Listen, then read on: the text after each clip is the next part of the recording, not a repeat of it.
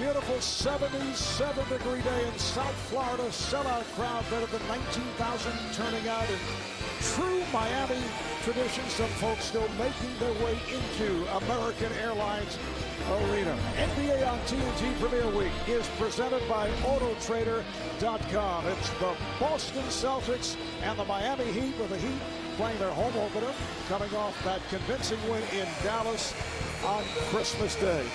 Hi, everybody. I'm Marv Albert along with Steve Kerr. The czar, Mike Fratello, will be joined momentarily by Craig Sager working the sideline.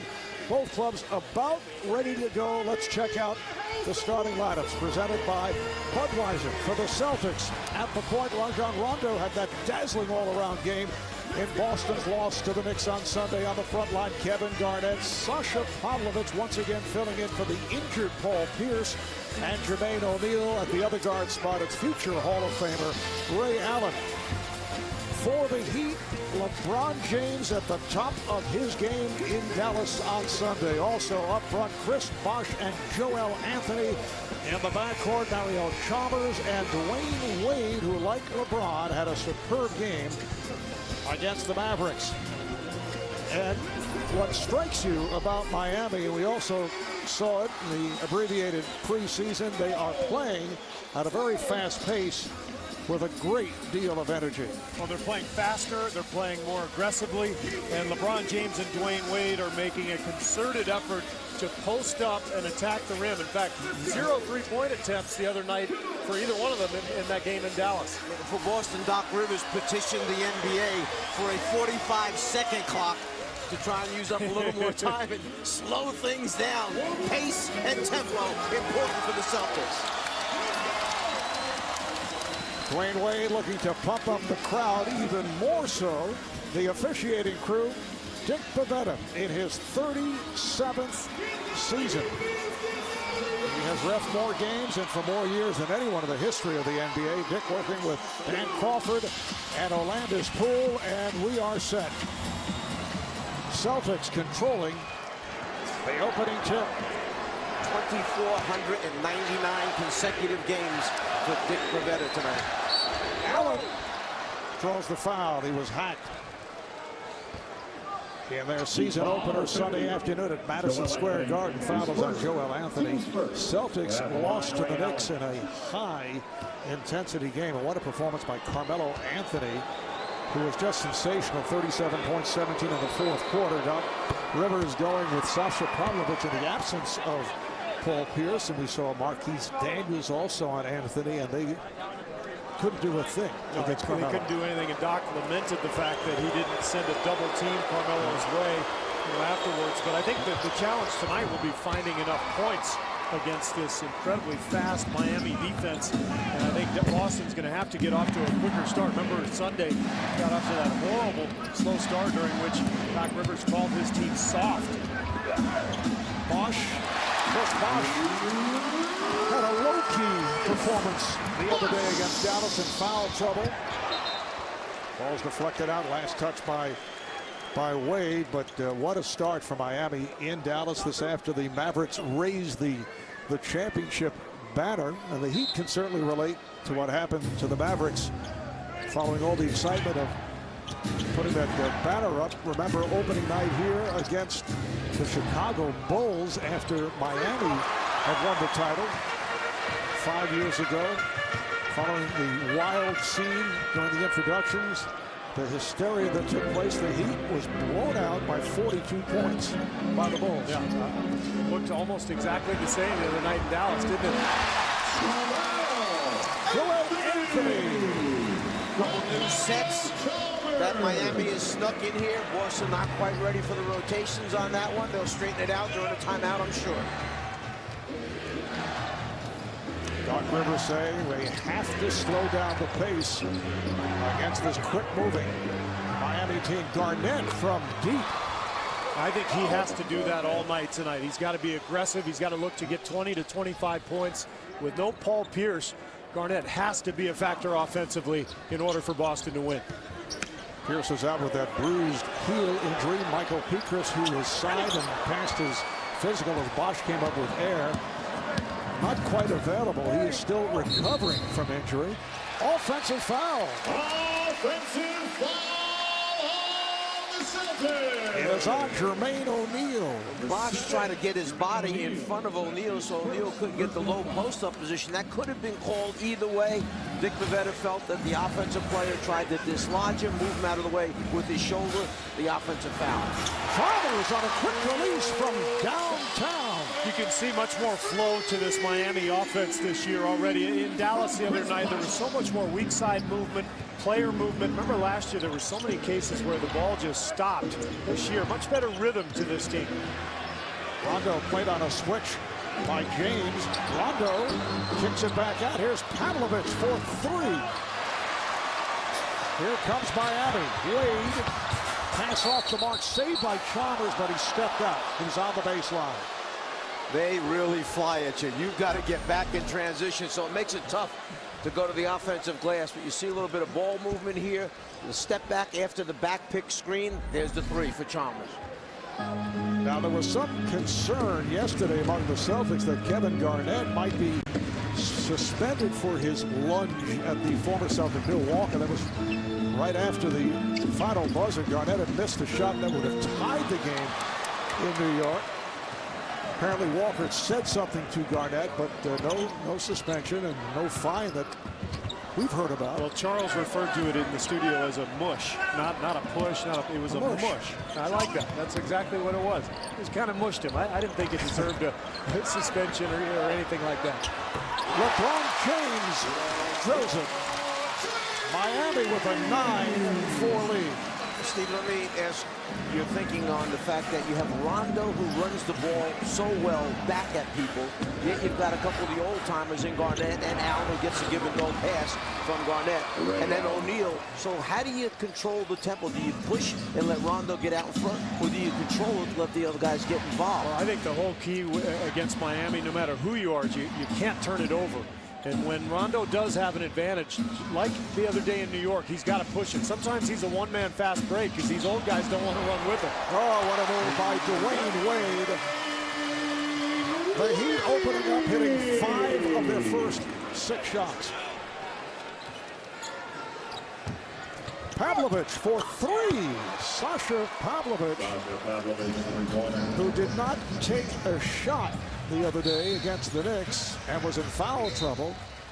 And now Pavlovich is called for that foul. You see the isolation in the middle of the floor. Wade starts left, and then when he spins back, just too athletic for Allen at that point to defend him. Watch how deep he gets on the pullback move. He's inside the broken line area. It's like a layup.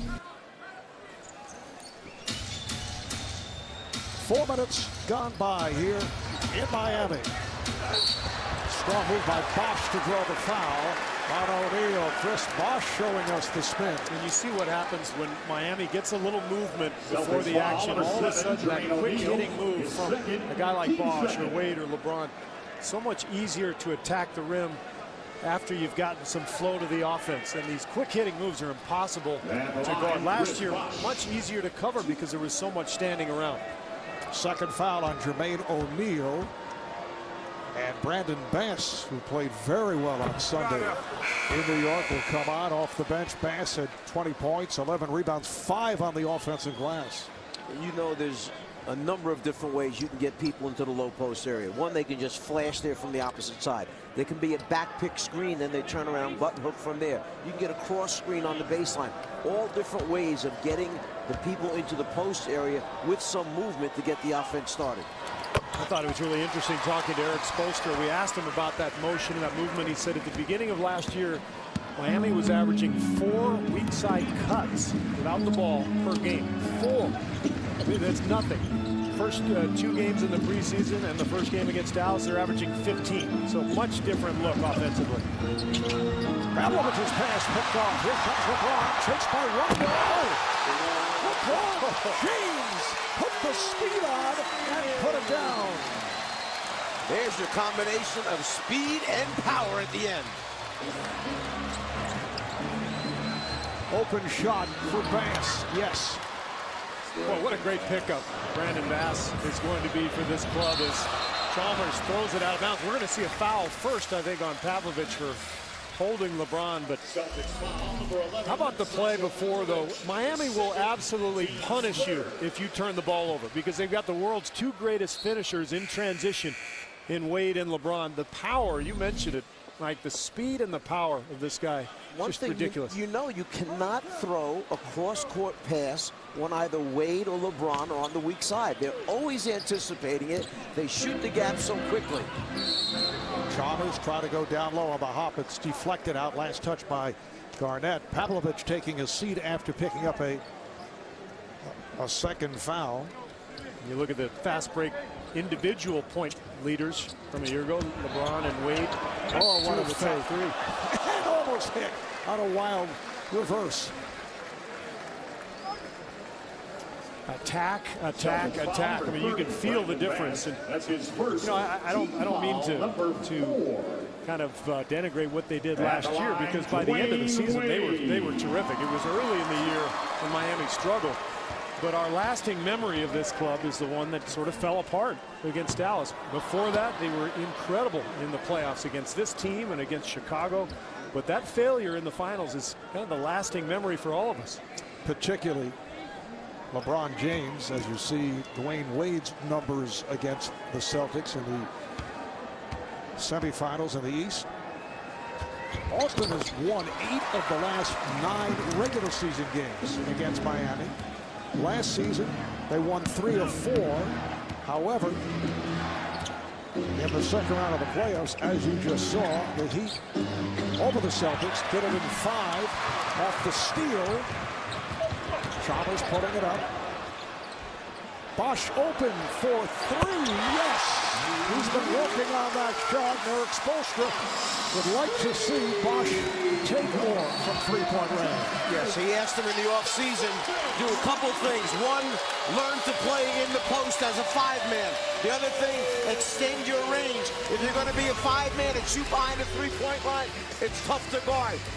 The drag by Bosch, the swing pass, there's the 3. Just what the coach ordered. Sizzling start for Miami. They've hit 7 of their first 8 shots.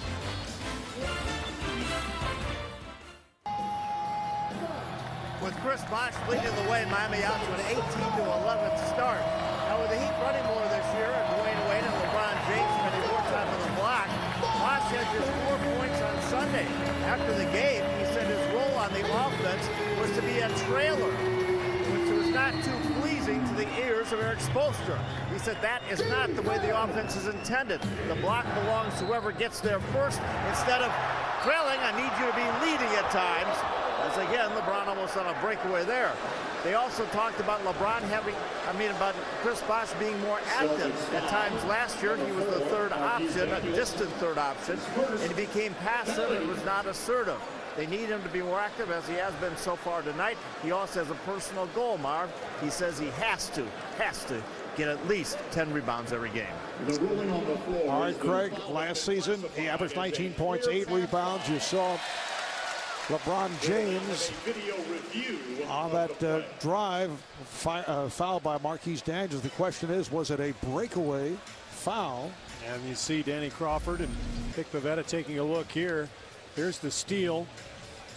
And the key is he has to have possession of the ball in order for it to be ruled a breakaway if he's in the front court. Or excuse me, to be ruled a clear path. The foul on Marquise Daniels ruled a clear path foul. So it is ruled clear path. 2 free throws and it will be Heat ball. Yeah, once possession is gained by the offensive player, if he's grabbed from behind, it is a clear path foul. So it gets the 2 shots. Miami will also have possession. You know, they changed this rule a couple years ago. It used to be 1 free throw, now it's 2. And players have to react to that. They have to adapt. I mean, if you're Marquise Daniels, you got LeBron James ahead of you. Just let him go. I mean, that's a pretty severe penalty. It's a huge penalty. You may not realize it now, but you get down the end of a game, a 1-point game. That's a severe penalty. Yep. 4-point opportunity possibly here. Miami now up by 8. They've hit 7 of their first 8 shots, including 2 from downtown, 1 by Chalmers and One by Bosch, and another foul on the Celtics, who are over the foul limit. Again, it's Daniels, Marquise Daniels coming on for Sasha Pavlovich. And this is another advantage to playing down near the hoop for LeBron and Wade. They're going to get so many fouls called on their defenders that their team will be in the bonus early on in quarters like they are here. They'll be shooting free throws the rest of the way. And the other day against the Mavericks, LeBron had 19 free throws, 15 of 19 at the line on the way to a 37.10 rebound game. And the subject in Miami the last couple days has been the fact that LeBron took 20 free throws in the entire final series, 6 games against Dallas last year. So 19 in one game. And I think that's the key for LeBron and any superstar, whether it's Kobe or Jordan or whoever it was. If your jumper's not going, you got to will your way to the line. And I think that's what LeBron has to do under adverse circumstances this year. Ray Allen attempting a 3. 37 points by LeBron the other day, a Miami franchise record for scoring in a season opener. Wade with a nice move off the dribble. Back comes Rondo. You got that option, having Wade on the weak side, so when you swing the ball and reverse it, the defense is closing out from the help position, running at Wade. Rajon Rondo, who was spectacular in the opener for Boston against the Knicks. 31 points, 13 assists, 5 steals. Here comes Wade. Right at Allen and score. Wilcox tried to come over to help, but it was too late. Rondo able to beat the Heat on the penetration. Joel Anthony was back, and a technical is called on Anthony. I think it may have been Rondo, Mark. Let's see what Orlando's pool comes up with. Yeah, I think he wanted a foul on that drive to the hoop, and when he didn't get it, he yelled something at the official. This is what we saw the other day in New York, just this one-man fast break. I think he wanted the foul on Bosch because he kind of pulled his arm on the way in, and you see he jaws to the official, and that'll get called every time. Chalmers able to hit the technical. The other day, Boston called for 3 technical fouls, but Doc Rivers very upset by the 2 in the fourth quarter. He said, we don't get tees called in the fourth quarter. Oh, nice move off glass by Wade.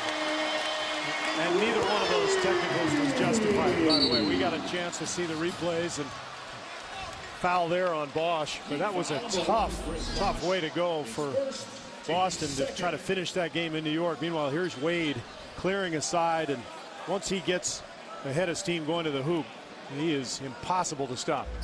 Only the second team foul on Miami. Boston over the limit. Keon Dooling checking in for the Celtics.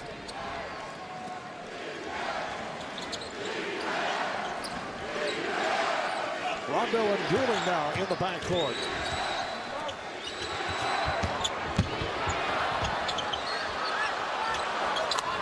Nice stroke by Keon Dooling. I think that's how you have to beat Miami. I mean, this is what Dallas did in the finals last year. Spread them out, penetrate and kick, and keep that ball moving. You got to make 3-pointers to beat them, but easier said than done. And Carlisle moving Barea into the lineup, starting lineup, gave him more penetration, and penetration with the ability to score. Not just a guy that could penetrate but couldn't finish. He could score the ball. Miami turning it over on that inbounds pass. Miscommunication there, and the ball back to the Celtics. I guess the problem for Boston tonight, with that in mind, trying to space the floor and shoot threes. This is not a 3-point shooting team. They were 2 for 5 the other day in New York. That's the fewest number of threes that I can remember a team taking in today's NBA in a long time. Oh, Rondo rejected by Anthony. Bosch's pass was off. Here comes Rondo, chased by Bosch. Rondo. 6 points for Rondo, and the Celtics within 6. Eric Spoelstra calls for time. Miami is led by as many as 11. Little push here by Boston with 4:18 left in the first.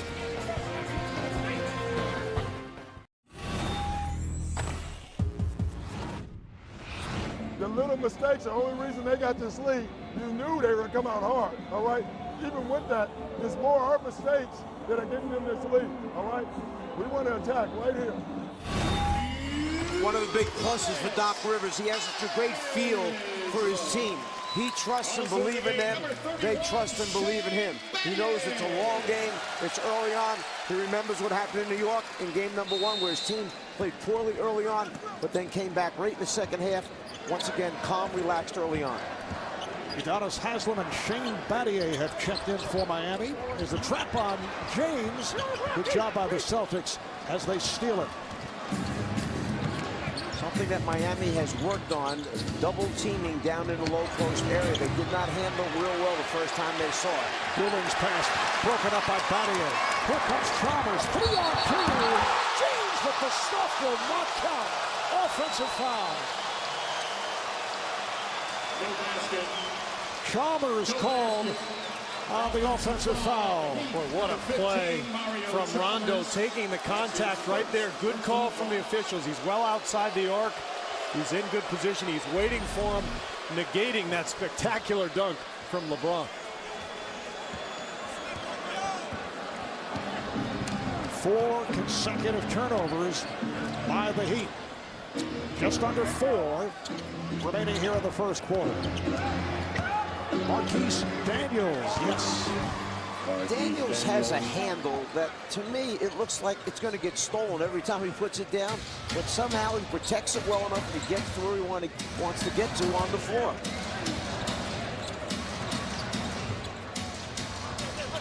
Daniels defending on James. It's a bad shot there. And that goes back to the finals last year. That's what they wound up settling for, those kinds of shots. Yeah.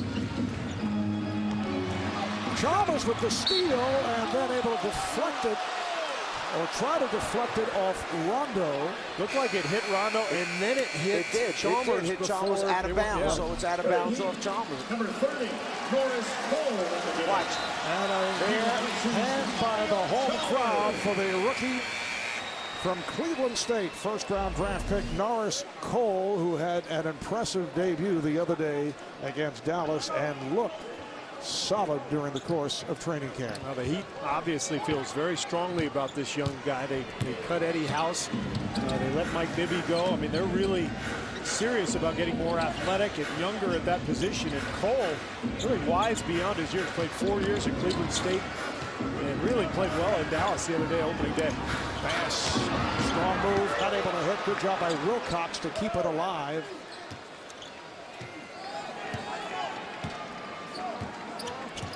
Avery Bradley has also come on now for the Celtics.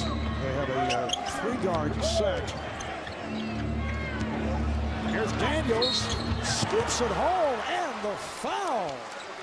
That was impressive. That was a great move. Looked like Miami was in a little bit of a zone, kind of a matchup zone. And Daniels found the opening and a little left-handed scoop. Nice. Marquise Daniels to the free throw line looking for a 3-point play.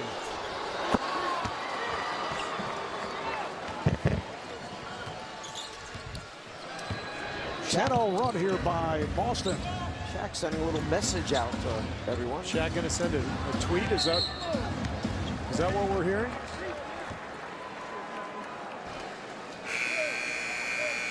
Celtics foul, 0, Avery Bradley. First penalty. So the foul is on Bradley.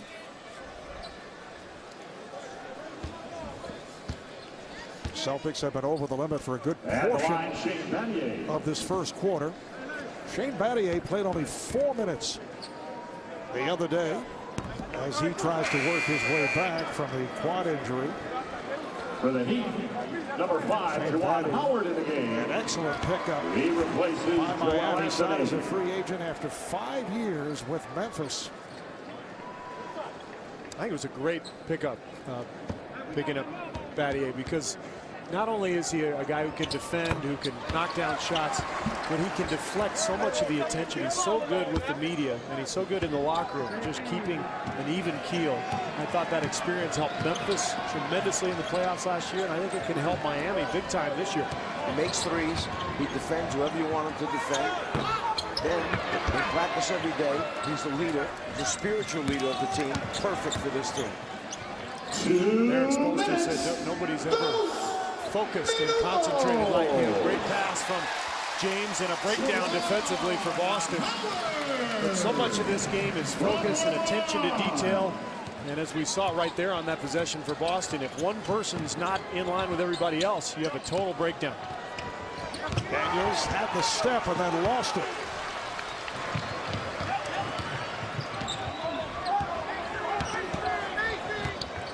James played by dueling with help. And here is Cole for three.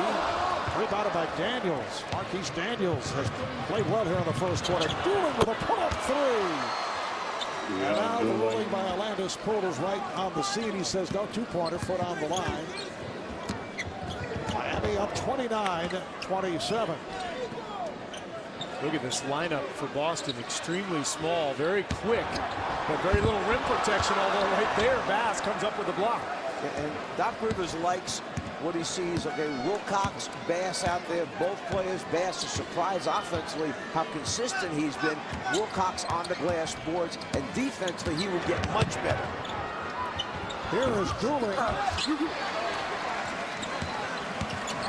Miami looking to push it. Celtics get back. Cole saw the opening, and he was fouled.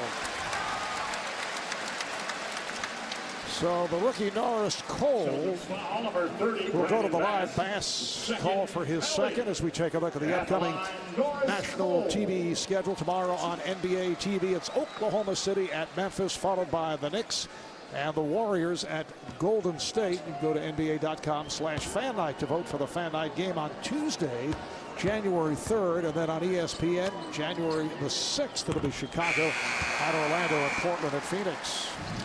Mark, I want to go back to what Steve said about Norris Cole and how much they like him. And a small, subtle little thing you said, Steve, he's a 4-year player. That means there's a guy who got maybe 140 games under his belt of coaching, competing, stayed all 4 years, got his degree, then comes into the NBA. It wasn't a subtle point. That was my main point that I was trying to say about it. You mistake subtleness for being emphatic. I thought Steve really got it out there. Didn't you? Yeah. And like yourself, incidentally, Czar, Norris Cole was a member of the National Honor Society in college. I just wanted to point that out. Dillon backing his way and lost it. And now Miami can hold for a final shot of this first quarter. 8 turnovers in this quarter for Boston. Down to 2. Here's James backing his way and came up short. At the end of the first quarter, the score. Miami opened up red hot. They conclude 10 of 16 from the field. Boston shot well too, 11 of 19, but the Celtics end the quarter on a 12-4 run, so they're within 3 after 1.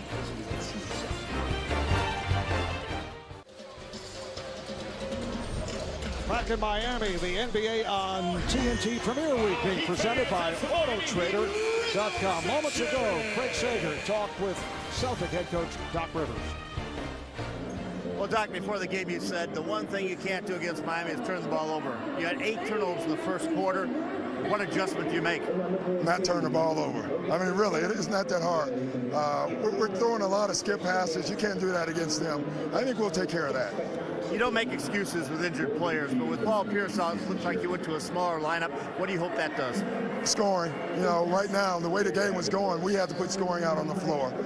And we accomplished that. And you're right, the turnovers and the fouls. You know, I just hope we can get some fouls down on our end. That'd be real nice. All right, we'll pass it on. Thanks a lot. Back to you, Marvin. Craig is so helpful. 7th season as head coach of the Celtics for Doc Rivers. Again, Miami turns it over. Doc taking Boston to the NBA title in 07-08. They won 66 games that season. Remember, there were questions last year as to whether he'd want to continue, but he stayed on by signing a new 5-year contract. Daniels thought he was fouled, and here comes Wade. He has Battier on the wing. LeBron James sitting down, getting a rest. Pass for Haslam broken up, and he was fouled. There's that breakdown in communication between Garnett and Wilcox. Wilcox, new to the system, doesn't quite understand everything that's going on. He let the guy go down the middle lane, never picked him up. Garnett figured he would take him as the back man. That's where the breakdown took place. You look at the free throw numbers now. That's number 14 and 15 coming in terms of the free throw attempts. Just 3 for Boston at this point. So the aggressiveness of the Heat attack really taking its toll. Foul was called on Ray Allen. Udonis Haslem, who last year came back in the playoffs after missing 69 games with a torn ligament in his left foot. He was actually playing on one foot, and he has looked in terrific shape. Daniels rejected by Wade. There is Cole with the run-on. No hesitation. Fearless. You talked about it. Attack the basket. No hesitation at all. He almost lost the dribble, came right back to the rim again. Well, if you think about it, they haven't had that type of speed at the point guard position for many years here. Another turnover, this time by Boston, and Miami gives it right back. Didn't Doc Rivers say we have to stop turning the ball over? Easier said than done. How about this? You get there, you think you've got a clean look at the rim, and all of a sudden Dwayne Wade springs up from behind you and rejects it. Celtics 9 turnovers. The Heat with 8. Sasha Pavlovich is back. Celtics have a backcourt of Rondo and Allen. Garnett is up front with Wilcox and Pavlovich. Minute and a half in, second quarter. Marv Albert, Steve Kerr, the Czar, Mike Fratello, Craig Sager in Miami as Rondo is hit, and he will shoot a pair. Heat foul number 30, Norris Cole. Foul is on Cole. First. Teams first. Something for the kids. You can visit NBAHoopTroop.com to play. It says here, cool games. Watch exciting videos and earn points and get information on all your favorite NBA teams and players. That's NBAHoopTroop.com. Now, I was looking at Boston's bench, thinking about the loss of West, okay, when they had done that trade, it was almost done. They wind up losing West. David West. Yeah. And now you have Jeff Green who goes down. Not Delonte. Just pointing that out. He's not clear in his thoughts sometimes. My They thought didn't was lose him. very They clear. never had him. Well, but they almost had. Almost had, done. but you don't So lose somebody you him, didn't have. then Green now is out for the whole season because he's going to have this serious surgery. Oh, Wade with the spin and the bucket. And your point is, now you look at the bench and you realize, they don't have a bad second unit. When Dooling is out there, Michael Petrus should be back in about 10 days. Daniels, Wilcox, Bass, not bad at all. Doc Rivers very happy with his bench. He was telling us the other day what a difference from a year ago. And Paul Pierce used the word immature in terms of the bench last season. Said this is a much more professional group coming off the bench. I think the only question mark is on a nightly basis, can they get enough scoring from that group? I think they're going to find some moments from Daniels and Dooling and Wilcox, but Bass maybe is their best hope for a consistent score. But can you imagine if they had David West, bringing a guy like that off the bench, you can run your offense through him every trip down the floor.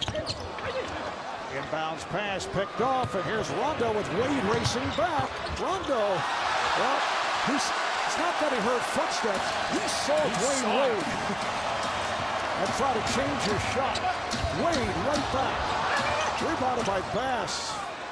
A terrific end-to-end action we're seeing here in this first half. Bass gets it ahead to Rondo. Pavlovich called for steps. And there's another guy that'll be with that second unit. Pavlovich, once he gets out of that starting lineup, will wind up with the second unit. He sees Wade. He looked over his left shoulder, and instead of going up strong, anticipated that Wade was going to go after the block. He changed his shot, got nothing but air. Wade falling down, but got it to Cole in the corner. Norris Cole played 23 minutes against the Mavericks in his NBA debut on Sunday. Came up with 7 points, 3 assists. Doc Rivers takes a timeout. 3 minutes gone by in the second, and Miami with a 29 lead, an 8-2 run by the Heat to start things here in the second quarter. I think last year, definitely has set us up, for this year in a good way. I mean, we went through everything last year, and there's nothing that can surprise us, going through what we went through last year. So right now it's strictly about basketball, getting better every day, and, just playing the game that we love. And you get the idea that LeBron wishes he could get a do-over, and how he handled his departure from Cleveland, and how he handled that introduction as a member of the Heat with the declaration of many championships to come.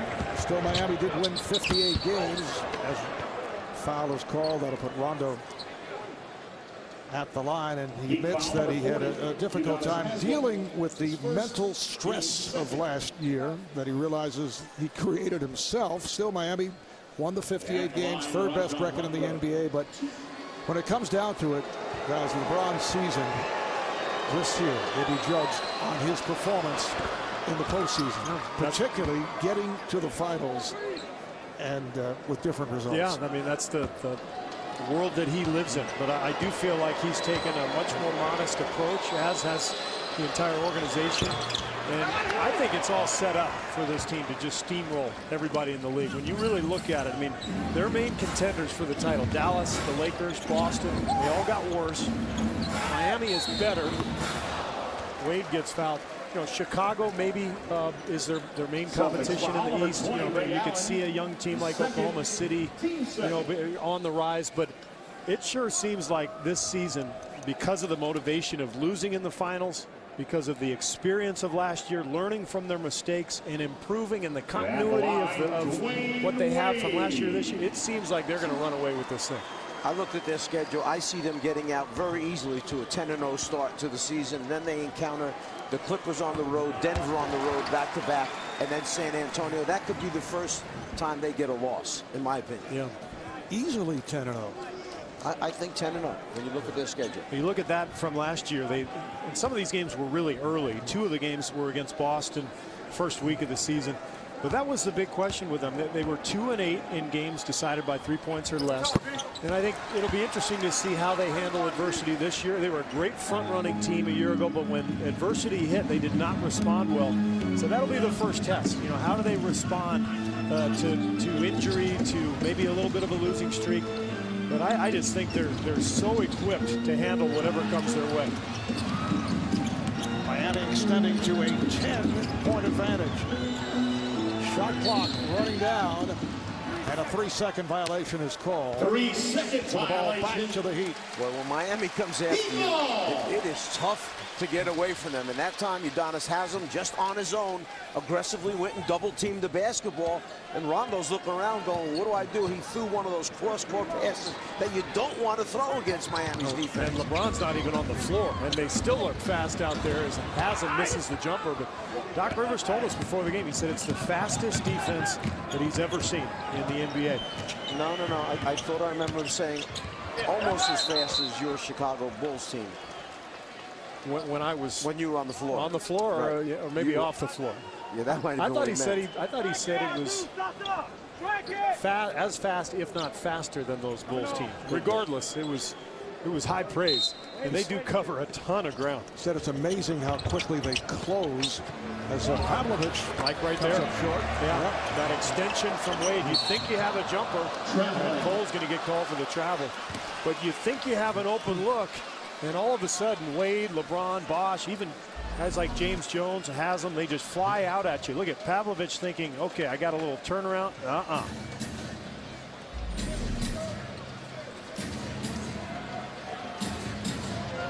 What I recall when I think about those Chicago Bulls teams as Garnett was able to knock it down. Kevin Garnett. When Jordan and Pippen were on the floor and they wanted to trap, play defense, it was impossible. Yeah. It was just impossible.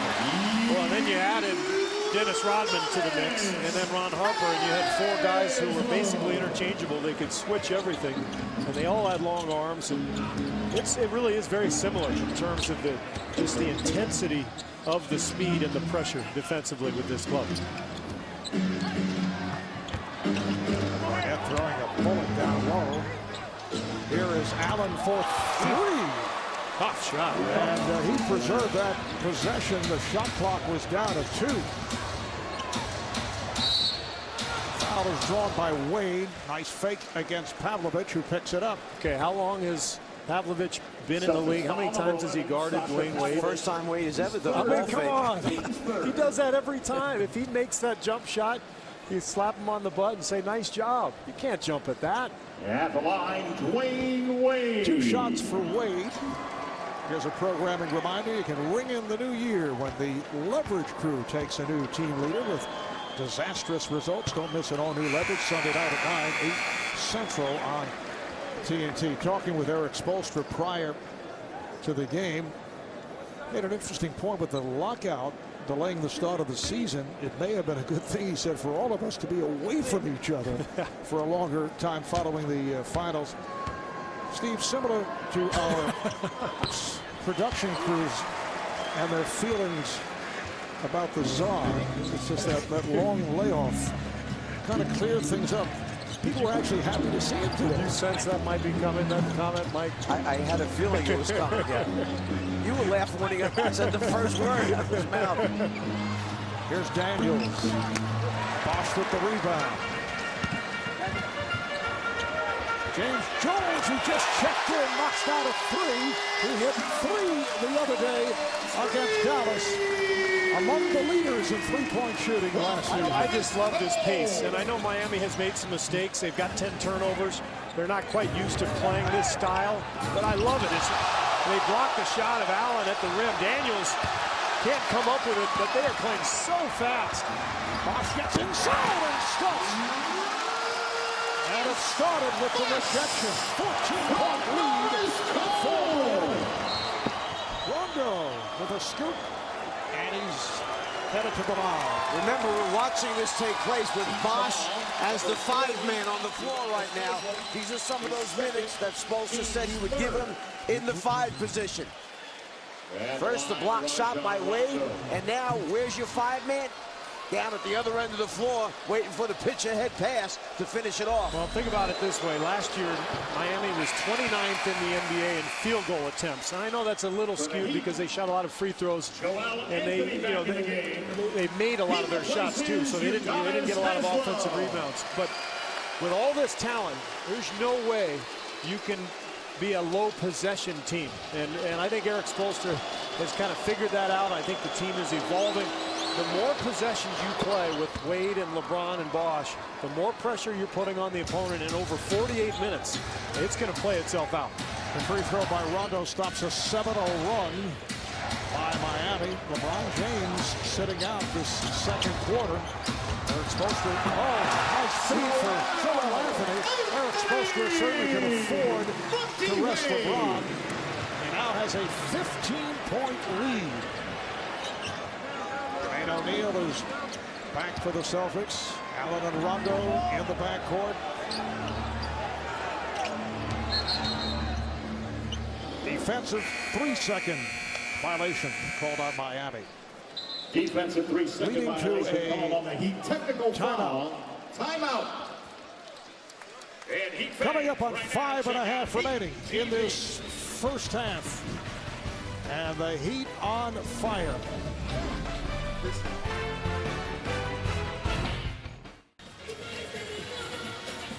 Welcome back to Miami. Heat with a 15-point lead, and with all this talk about Miami's improved offense, this is still a defensive team at heart, and they're going to generate that pace and that offense through their defense. They already have 9 steals, 4 blocks, and many transition hoops coming off of these great defensive plays. This team is so quick, and they got quicker because of the addition of Norris Cole. They are a devastating force. Ray Allen will shoot the technical off the defensive 3-second call against Miami before the timeout. For the Heat, LeBron James back in the game. James makes his return. Sitting out the start of this second quarter. LeBron with 7 points and has contributed to the Sensational defensive play by Miami, and Ray Allen knocks down his second three of the night. Doc Rivers in the timeout draws up a play. You saw them all get into their spots. They started at the moment they were supposed to. Give Ray Allen just a couple inches to get a look at the rim, and that's what happens. It's a 4-point possession for Ray Allen. Nearly came up with a steal. Anthony able to recapture. Jones is open. A long three. Yes! That was a critical switch there. If Allen can convert that pass to Rondo, who is all alone, then it's down to 51-42. So 5-point swing with that three. Dangerous pass handled though by Daniels. His jump hook was deflected short. It's been a long run for the rookie Cole, who's played well.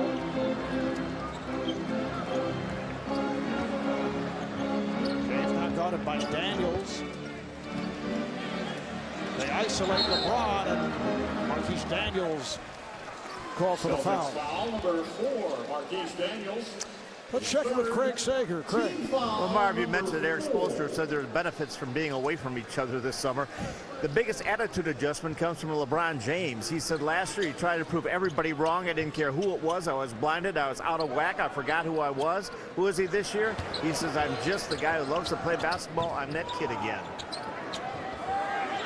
All right, here is Bosch, and he comes up short. And we're coming up on 4 minutes remaining in this first half. Celtics turn it over for the 14th time. That's what that speed does. I mean, it just makes you do things you don't really want to do, makes you move a little quicker. You're anticipating things rather than just playing on field. And Boston really out of whack. Jones for three. Oh, he is red hot. That's his third from three-point territory. One maturity about the kid Cole. He had that shot, but he knew that Jones had just hit one prior to that in transition. He swung it, one more pass, and that all came from the post play of LeBron James. Allen for three, yes. Oh, man. Allen, three-pointer. He hits the toughest corner threes. He just seems like he's so comfortable from that spot, but half of these look like he's off balance, but he is just so pure. Ray Allen with his third three of this second quarter.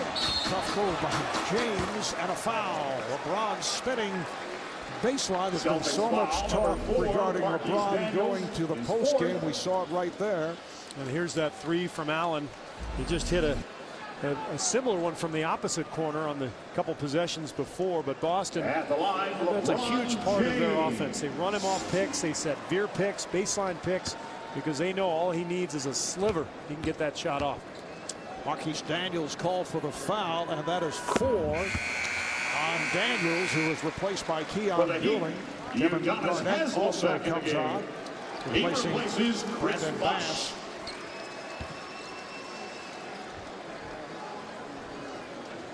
Chris Bosch sitting down. So Anthony up front with Haslam. With James and Jones and Cole at the guard. With this lineup, LeBron is going to have either Dooling or Ray Allen on him. So I would look for Miami to go right back down to the post when they get the ball back. Dooling for three. The Celtics catching fire from three-point range. 6 of 8 overall. 3 of the 6 by Ray Allen. I was wrong. Boston put Rondo on LeBron James, and his quickness allowed him to deny him that post feed. Haslam forced it up. Rondo with the rebound. Allen for three. Yes. Ray Allen, three-pointer. Ray Allen, the NBA's all-time leading three-point shooter, putting on a show in the second quarter. 17 for Ray Allen, and that play developed so beautifully. You knew Rondo was going to be looking for Ray Allen the entire way, but he waited till just the right moment, hits him in rhythm. Allen knocks it down, and Boston has cut the deficit to 10.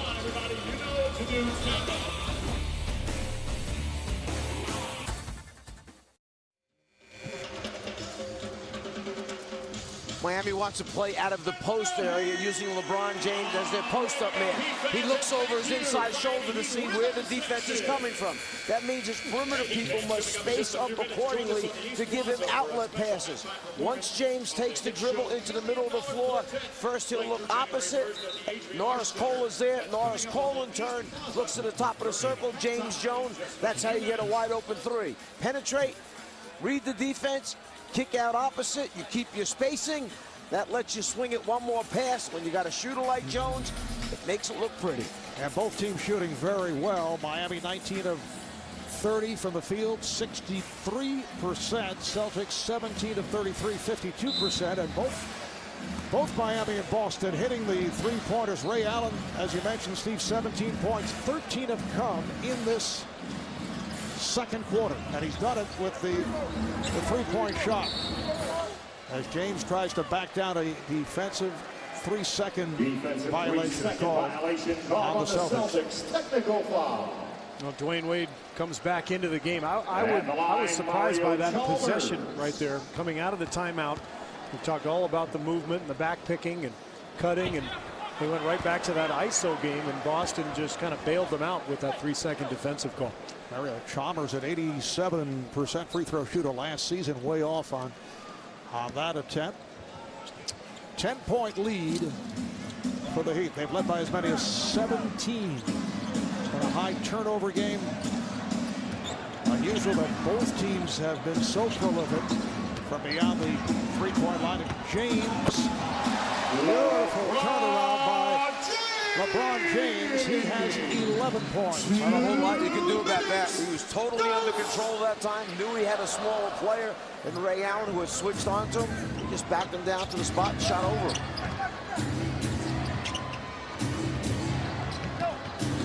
Shot clock down to 4. Picked off by Chalmers. Here's the alley-oop. Wade, and it's tipped home by LeBron James, trailing the play after the pass. Garnett. Here comes Miami. Wade. James. Yes.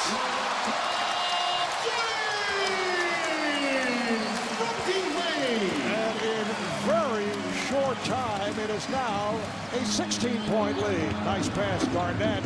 Able to take advantage of Haslam, who took his eye off the ball. Wade right back and draws the foul. There's constant pressure. And we didn't see this last year. I mean, this is a totally different approach from this Miami team, and it's devastating. I mean, this Boston's one of the best defensive teams in the NBA. They're giving up 65 here in the first half. Foul committed by Dooling. Wade to the line. We'll check in with Ernie back in our Atlanta studios. All right, thank you very much, Mark. Kevin Love had a 17-point first quarter, 13 of those at the free throw line for Minnesota, but it's Milwaukee with the first quarter lead as Beno Udrih connects to break the 30-30 tie. It's still a 2-point game as they play in the second period. Coming up just moments from now here in Studio J, it's the Sprint Halftime Report. I'll be joined by Charles, Kenny, and Shaq, who will break down the first 24 minutes in Miami, and later tonight, the Jazz play their season opener in L.A. against Kobe and the 0-2 Lakers. Kevin Harlan and Reggie Miller will have the call. Now back to Miami. Marv and Steve and Mike. All right, thank you, Ernie. How about the Lakers? As Ernie mentioned, 0-2 start. If they go 0-3, it would be the first time in 33 years that they start the season losing their first 3 games. Well, so much to overcome. The Odom loss, new coach, you know, the Bynum suspension. Here's that play. LeBron throws the lob and then follows it. How often do you see that? A guy who throws the lob and then gets the offensive rebound on the same play. Throws the lob for the 28-foot marker, and then follows it on the rim, tipping in. But yeah, the Lakers, it's going to be interesting. I mean, I think the one thing they can kind of fall back on is, okay, you know, we don't have our full complement of players with Bynum's suspension, but it sure looks like they're on shaky ground right now. I mean, and any situation in the league this year where you have a new coach, that team is at a disadvantage because of the circumstances. I mean, a week of training camp at the most, a couple of exhibition games, and bam, you're right into it. That's tough. When you have egos and attitudes that you have to worry about, and a bunch of them, There's a concern. We know all about that. Yes, in the we do. booth. Yes. Marv. Good point, Steve. I'm not sure I understand that. We had just a pure telecast on Sunday with the Knicks. And it was clean. Very clean. I thought you guys did a great job, actually. We've had issues here tonight. Well, a lot of egos. Or at least one. Final minute. First half. And another defensive three is called. Second on Miami. Celtics had one just a moment ago, so technical foul. This time one of the best free throw shooters in the league, Ray Allen. To the line. 88% from the free throw line last season.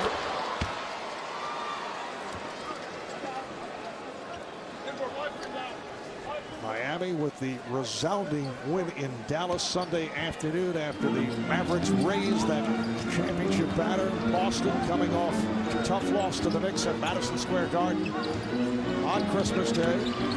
Rondo with the hesitation dribble, and a foul will put Rondo at the line. Lebron James. Foul is on James. That's his first. Team foul. That's Boston's best attack. You know, get the ball moving, space the floor, penetrate and kick until you can find an open shooter. And even then, it's difficult. Miami just flying to the ball. Rajon Rondo last year averaged a career high 11 assists, second of the NBA to Steve Nash of the Phoenix Suns, who just did edge him out.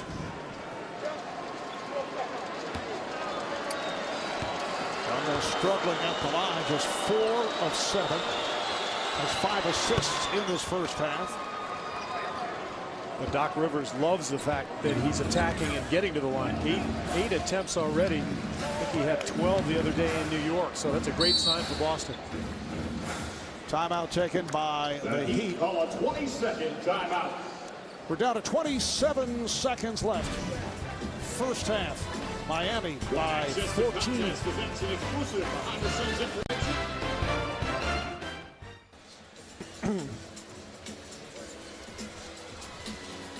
Back at American Airlines Arena in Miami. Marv Albert, Steve Kerr, the czar Mike Fratello, Craig Sager. Miami showing that high energy, showing the speed, coming out by hitting 7 of their first 8 shots.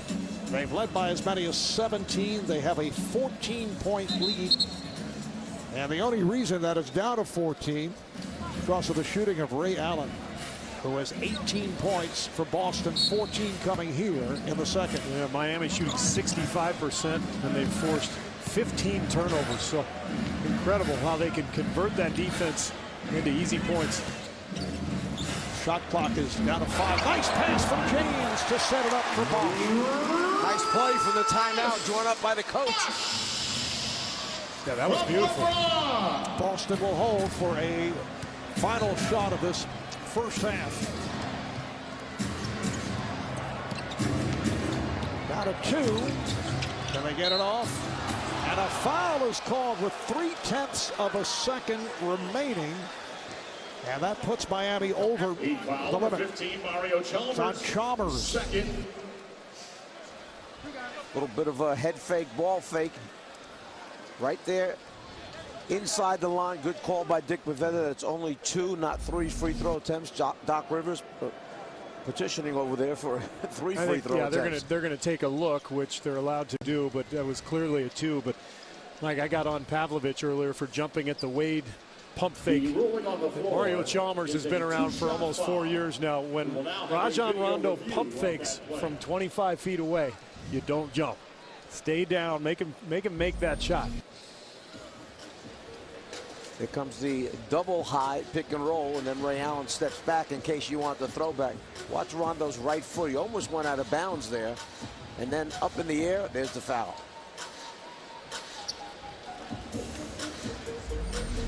But he was clearly over that line. This is an easy one for the official. Easy. Stands a 2-shot foul. So 2 free throws for Rajon Rondo. Numbers 9 and 10 for Rondo. Steve, I'm looking at the scoreboard, remembering what you said. This is a proud Celtic defense, and there are 69 points at halftime on the board for Miami. Unbelievable. You know, I think what happens when you play that fast, like Miami does, all your defensive principles, if you're Boston, they kind of go out the window because you're jumbled. You can't ever get there. That's right. At 3/10 of a second, there is time for a catch and shoot. But that will do it. That's the end of the first half. The score, your Miami outscored Boston 39-27. 39 points for the Heat in the second quarter to take the 15-point lead. After a quick break, we'll send it to our studio for the Sprint halftime report with Ernie Johnson, Kenny Smith, Charles Barkley, and Shaquille O'Neal. We'll be right back.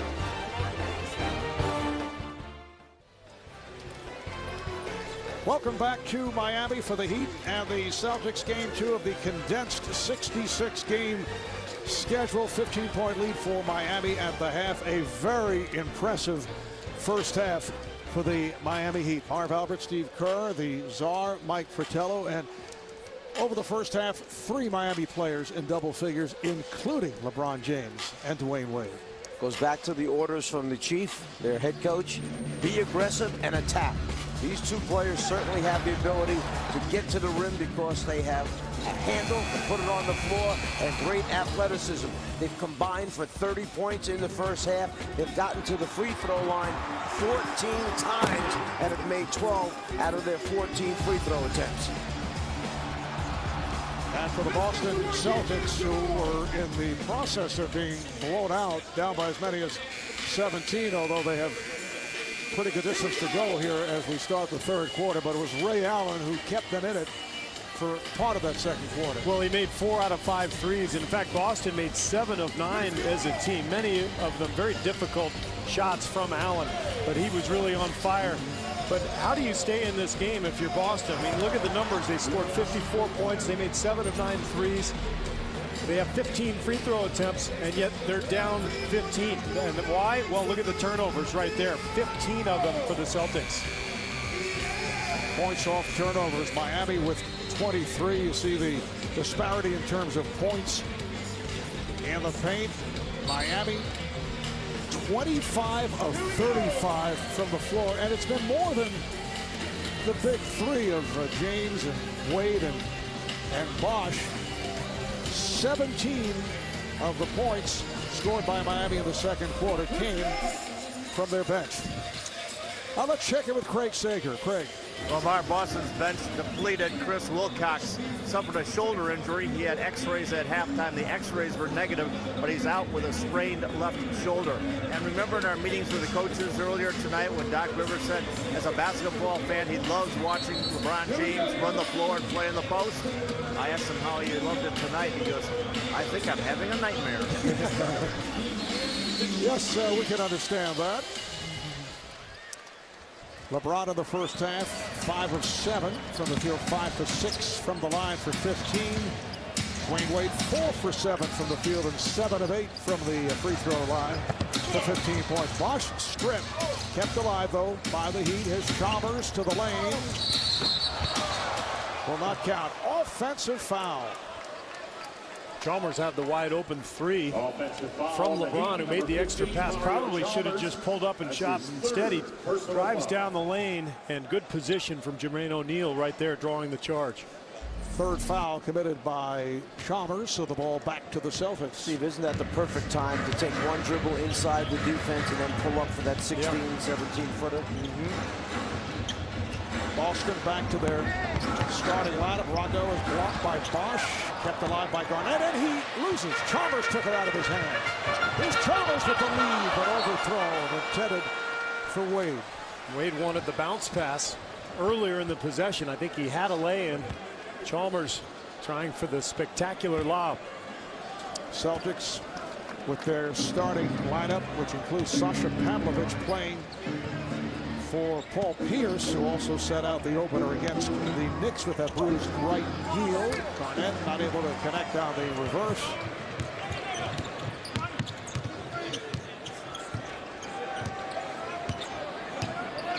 just underway, third quarter.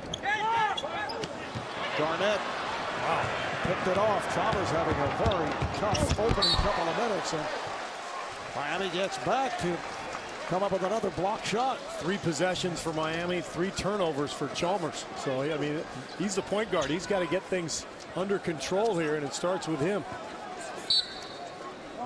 Mario Chalmers, who was able to breathe a sigh of relief when Chauncey Billups was out there, and it was talk that the Celtics were interested in him, but he ends up with the Clippers. Nice move by Allen. But the rookie, who we saw in the first half play very well once again, Norris Cole, first-round draft pick out of Cleveland State, has played well at the point. Chalmers lost it again.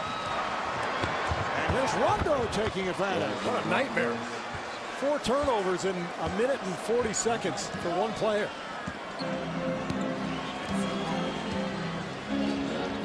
You can hear the crowd talking amongst themselves. The subject is Mario Chalmers. Anthony lost it. O'Neal dives for it. Loose ball foul, and it's on Joel Anthony of the Heat. Celtics obviously heard it at halftime from their head coach about the lack of defense in the first half. We've seen him very aggressive now, getting on top of players in the post-up area, denying passes back to the top. As a result, they've got a little run going here. Miami with 5 turnovers over the first 2 minutes of this third quarter. Well, we've talked so much about the pace with which they're playing, and there's going to be some growing pains. Remember, this is a franchise that is not used to playing this style under Pat Riley or Eric Spoelstra, as Allen lines up the 3 and misses. But when you think about it, the culture here for 15 years has been grinded out. You know, whether it's Alonzo Mourning or, you know, Tim Hardaway, Dan Marley, that gang, or the teams from the last few years. I mean, they don't normally play this way, so it's still going to take some time. James draws the foul, and he will head to the line. Foul on Pavlovich. That's his 4th. There is Tim Hardaway. And there's Zoe. Yeah. Yeah, those were like wrestling matches when you played against those teams. I mean, they were just physical and strong, and the games were usually in the 80s. But this is a brand new style for this franchise. How about those Knick Miami games, particularly in the postseason? LeBron James, 6 for 7 at the line. Steve, I want to go back to you're talking about the style of play and what a big change it is. It's great to play the way Miami's trying to play. It's tough to sustain it over 48 minutes. You tend to play that way for a half, then when you get in the second half, around that end of the third quarter mark, you go back to your old style. Kevin Garnett going glass. So the Heat now leads by 11. Bosch gets inside. Well, I think, Mike, I think you're right. It's tough to sustain it, but I think the point when you're Miami, when you have more athleticism and skill than every team in the league, if you can play that style over the course of 48 minutes, that talent is just going to win out. You're going to make more mistakes, but I think you're going to make a lot more positive plays as well. What a move by Pavlovich off the ball fake, taking to the rim. Allen defending on James. Wade goes behind the back, has to pull it back. Here's Wade.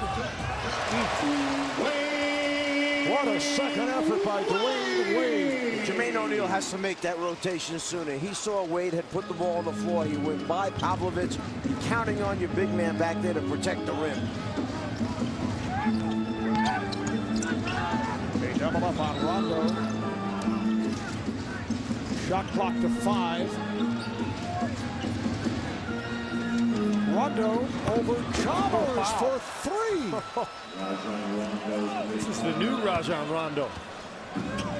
We saw him knock down several perimeter shots in New York Christmas Day. When he's shooting the ball with confidence, there's not too many better point guards in the NBA. What a beautiful pass from James. Talk about point guards. There's your point guard right there. Yeah. Fired that one, and that was a great dive to the open area in the middle of the lane, away from the basketball. Garnett off. James with the rebound.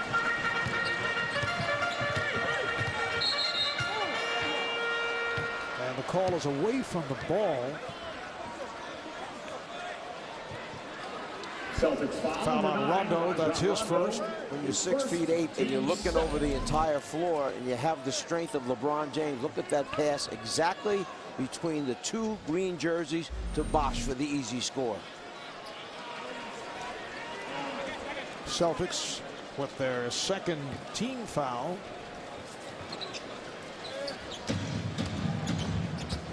Wade getting inside on O'Neal. Oh, he put spin on it off glass. That's unstoppable. I mean, O'Neal came over to help. He's one of the better shot blockers in the league. Goes up and forces that tough shot from Wade, and Wade just makes it look easy. 19 points for Dwayne Wade. Garnett off the fake. Rebounded by Anthony. James.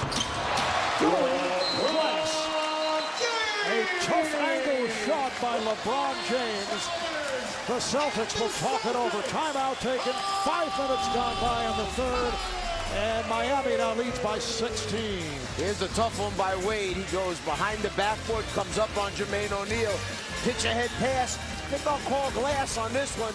Banks it in off the square.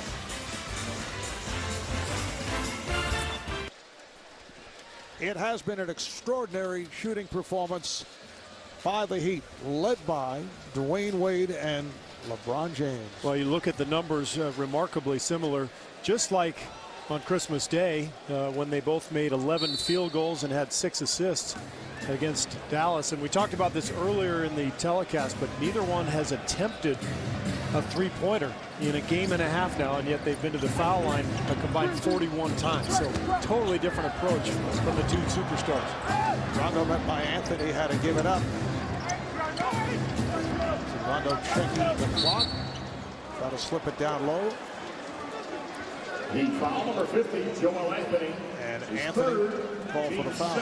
You know, what's interesting, without Pierce on the floor, when the clock runs down, who do they look for now to throw the ball back to? Rondo, because he's the only one that can really create something off the dribble. Normally you'd have Pierce out there, get it to him, he'll find a way to get a shot out. Paul Pierce, who suffered that heel injury during training camp. Another Boston turnover. Here's James on the lob.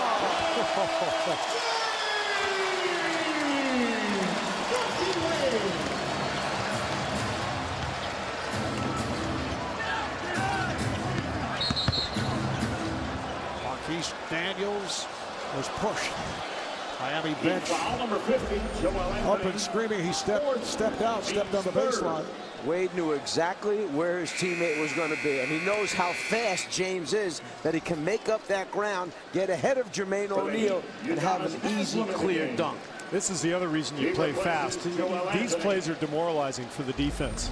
They also get the crowd energized, and let's face it, it's really fun to watch. So, I mean, if you're a Heat fan, the faster you can play, the more plays like that you get to see. You want to come to the arena. Joel Anthony on the foul number 4, replaced by Udonis Haslem.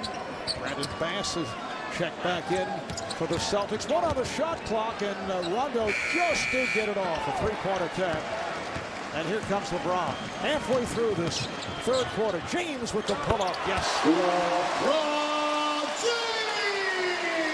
Well, Mike, if you're Doc Rivers, I mean, it's too early to wave the white flag, but now you start thinking about the condensed lockout schedule. Boston flies to New Orleans tonight after the game. They got to play the Hornets tomorrow night. Kevin Garnett, Ray Allen, older players, Jermaine O'Neal. You know, at what point do you say, okay, we got to win tomorrow? It's going to be very important how coaches handle this condensed schedule as James pulls up and misses that jump shot. And you're going to have selective times where you may have to give a game up just to make sense. And you see the schedules here coming up for Boston after losing at New York, then Miami tonight, then right at New Orleans. First 3 out of 4 on the road for Boston. 3-pointer for Ray Allen. That's his 5th from downtown. He has 23 points. As for Miami tomorrow night, they play in Charlotte Friday night at Minnesota. Very impressive debut last night for Ricky Rubio.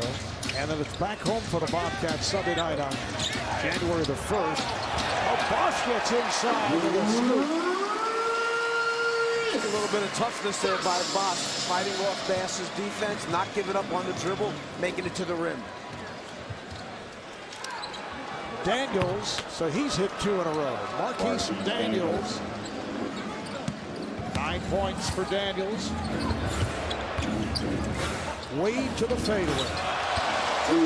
Wade! Just the constant pressure offensively. I mean, again, as Rondo gets to the hoop and will draw the foul, but I mean, this is one of the better defensive teams in the NBA, the Celtics, and they look completely disorganized and demoralized. Miami now shooting 32 of 46, just under 70% for the game. Miami up 89-74.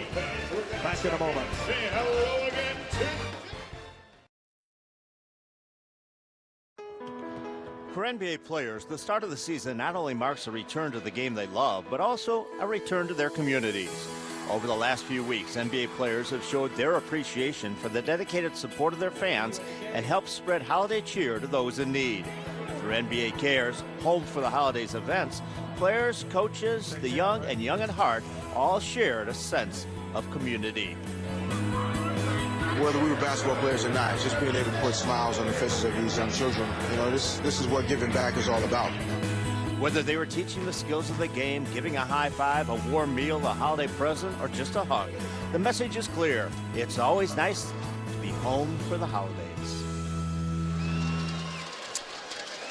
Czar, at what point, when we touched on this, we saw Doc Rivers handle the huddle just a moment ago, at what point does Doc say, hey, this one's over, let's look at tomorrow night? Well, because of the three-point shooting ability of Ray Allen, if they hit a couple of quick ones, you can get back in the game and get it down to that 9-point mark, which gives yourself a chance. But you go into that fourth quarter, you've got 7 remaining, and you see how far the score has gone. That's when you may pull them out.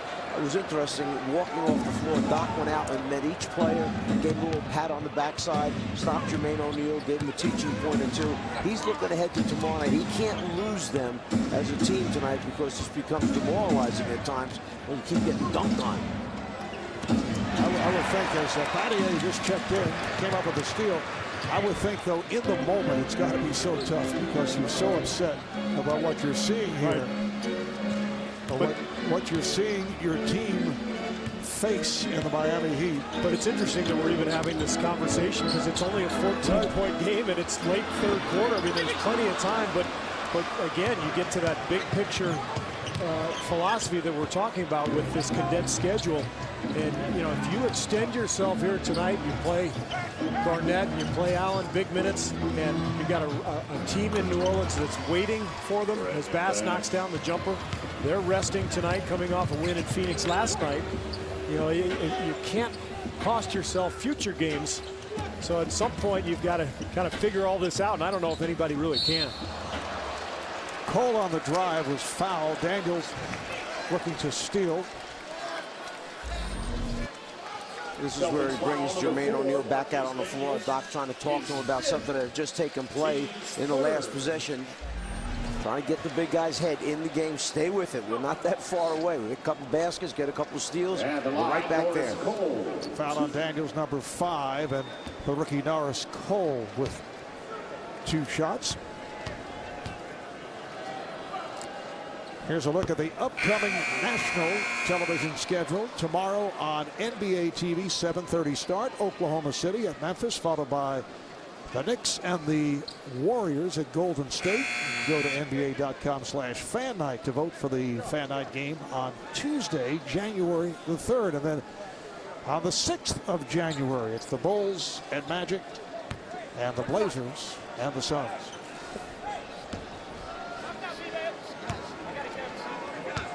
Keon Dooling has come back for Daniels, who just picked up number 5. Just like Chris Bosh has to play X number of minutes at the 5 spot, Kevin Garnett now slides into the 5 position for Boston. Allen with that quick release, and he draws the foul. It's on Battier. So Allen to the line. And he'll shoot 2. It's interesting, Zara, we talked about this the other day in the Christmas Day game. Last year's Boston Celtics team was one of the biggest teams in NBA history. And they had Shaq, they had Kristich, they had Kendrick Perkins, Jermaine O'Neal, Semi Urdan. You look at them this year, and after Jermaine O'Neal, they're one of the smaller teams in the league. And I think one of the reasons is that Doc feels like, and Danny Ainge feels like, the threat now is right here in Miami. And there's last year's starting centers when you look at the numbers. But a year ago, they were worried about the Lakers, who they had just seen in a 7-game series in the finals the year before, and all that length that the Lakers had. They were worried about Dwight Howard. Now all of a sudden, the Lakers no longer pose that threat.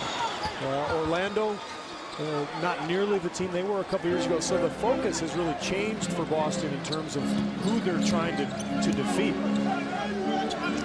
And they felt, although Jeff Green did not play particularly well when he came over to Boston, but they felt they'd have with Green on the lineup, they'd have a very speedy front line. They could go small. Battier comes up short.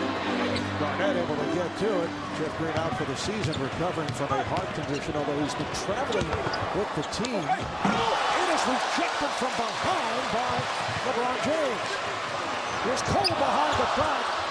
Saved by Rajon Rondo and deflected out of bounds. Last touch by Battier. It'll be Boston ball.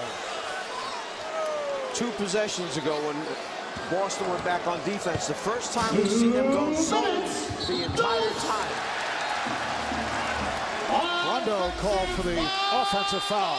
Watch Boston's defense. They were in a flat-out zone. Doc Rivers came out of the timeout, put a little 3-2 zone in there, and they had Miami thinking a little bit, what are we going to do against this thing? Take away the isolations. Mike, in the 4 years of Kevin Garnett's era here in Boston, have you ever seen the Celtics play zone? I can't remember it. I don't think I have. And here they are again playing with this small lineup, trying to use that speed and maybe throw Miami off a little bit because they've been in such a groove offensively. Cole with a deep 3. The box out by Bass, not able to control. It's deflected out of bounds, and Dick Pavetta and Dan Crawford checking with each other. Last touched by Boston. Tough blow for Doc Rivers. I mean, Bass had position. It looked like Juwan Howard went right over his back. Normally, the team on the inside position will get that call, even if they touched it last, just because they had position. Not the case on that one.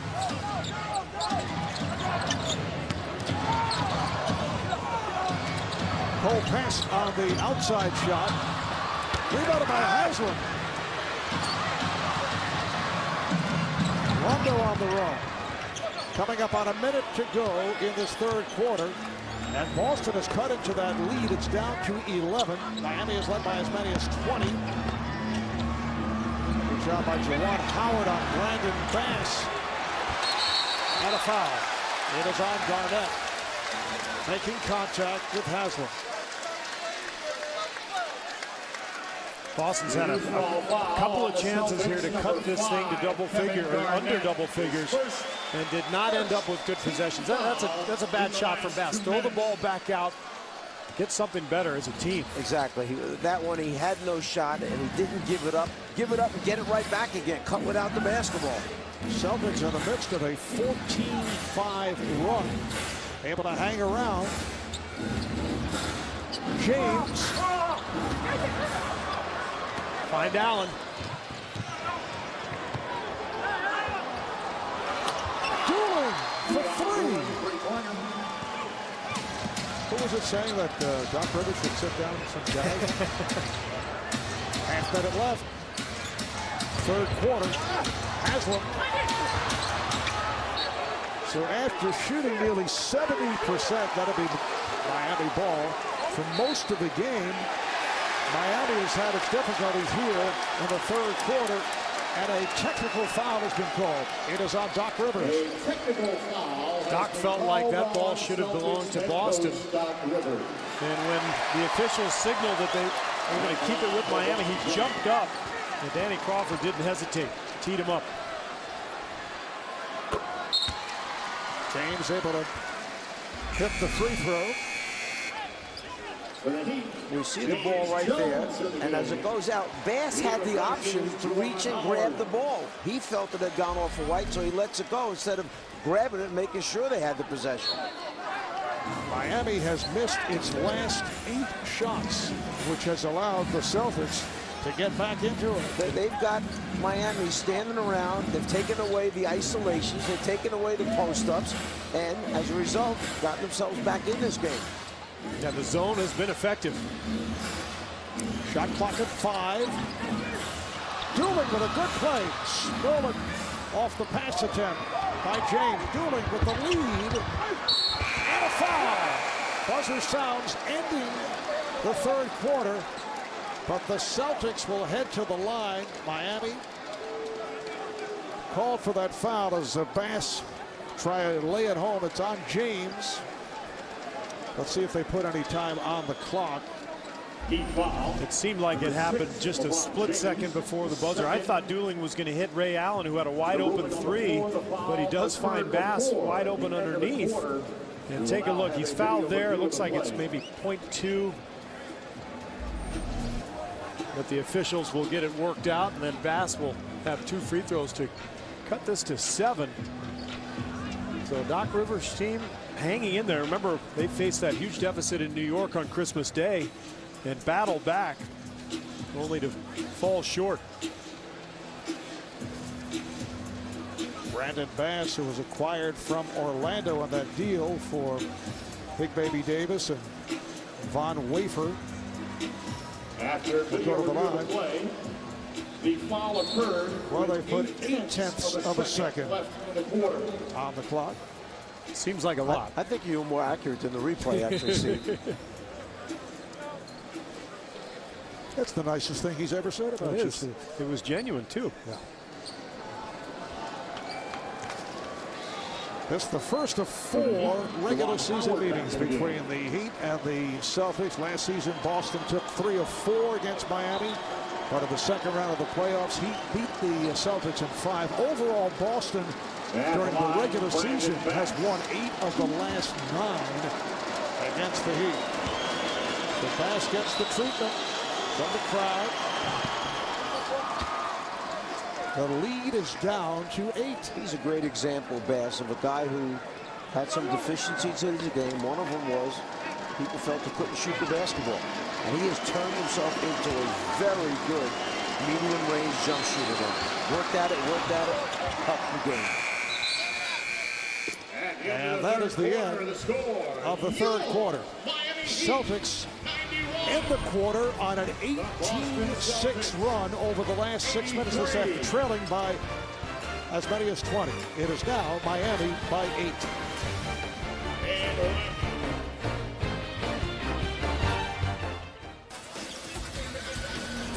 Welcome back to Miami. The NBA on TNT Premier Week is presented by Autotrader.com. Moments ago, Craig with Miami head coach Eric Spoelstra.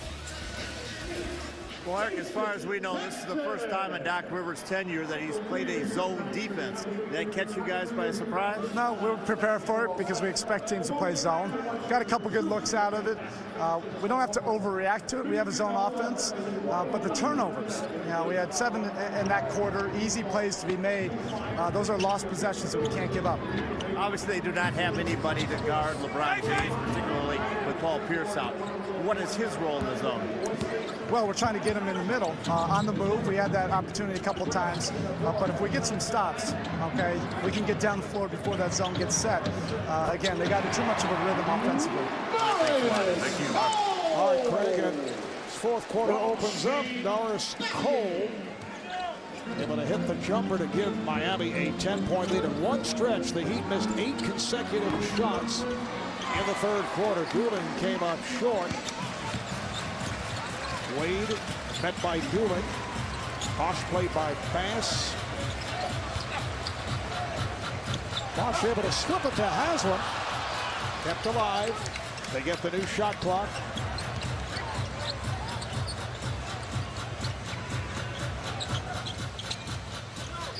Battier for 3. Battier.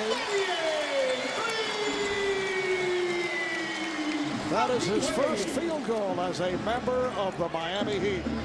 Boston went away from the zone here to start the fourth quarter, and I'm not sure if that was the right decision. They had something going defensively. Bass lines up the 15-footer, knocks it down, but Miami clearly much more comfortable going against that man-to-man. Shane Battier getting more playing time here this evening. 13 minutes thus far. Oh! Norris Cole with 10 points. You're liking him a little bit more and more as you see him. The game goes on, and he has extreme confidence, great poise out there. He doesn't make a lot of mistakes as a rookie. Traveling violation on Rondo.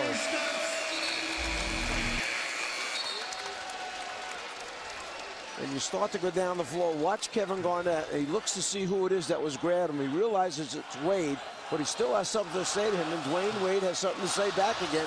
They're still talking to each other. 2 minutes gone by in the fourth quarter. Marv Albert, Steve Kerr, Czar, Mike Fratello, Craig Sager. Wade is hit on a reach-in. Oh no, defensive three is called. Celtics foul. I think you're right the first time. Rez. And Boston goes back to that zone again. Doc heard you, Steve. He heard you across the floor, and I tried. He called zone out immediately. He put the zone back in. I try to help. Anything I can do. Foul is committed by Dooling.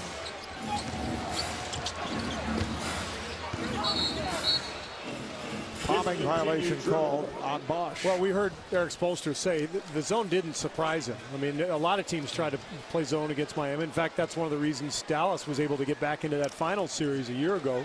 They threw some zone out there, and it definitely slows down LeBron and Wade. I mean, it takes away their physical advantage because they have to slow things down and kind of line everybody up as Bosch gets called for the foul. But it's not something that Miami is surprised by any means. Second foul committed by Bosch.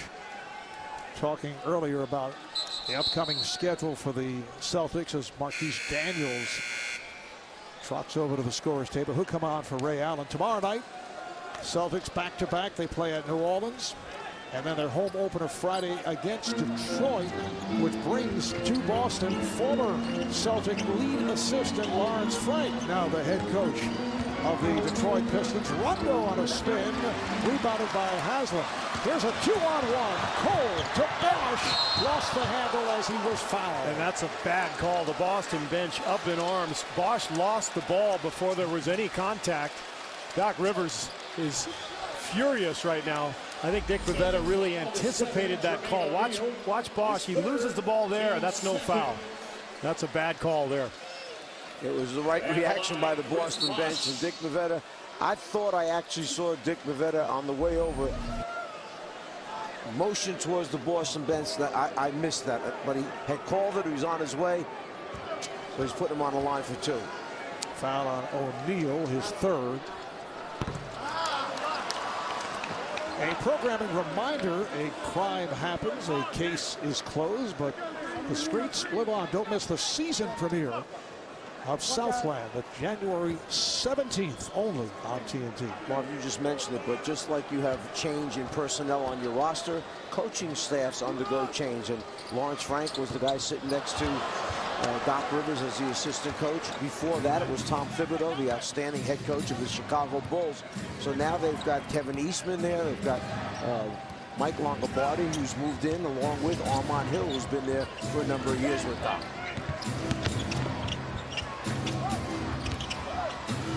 Bass has to pop it back out. Shot clock running down. Dooling for three. Good box out by Bosch on O'Neal. And Wade was blocked by Dooling.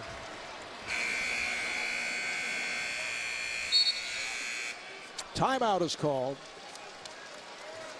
3 minutes gone by here in this fourth quarter. Miami is led by as many as 20. They're up by 13.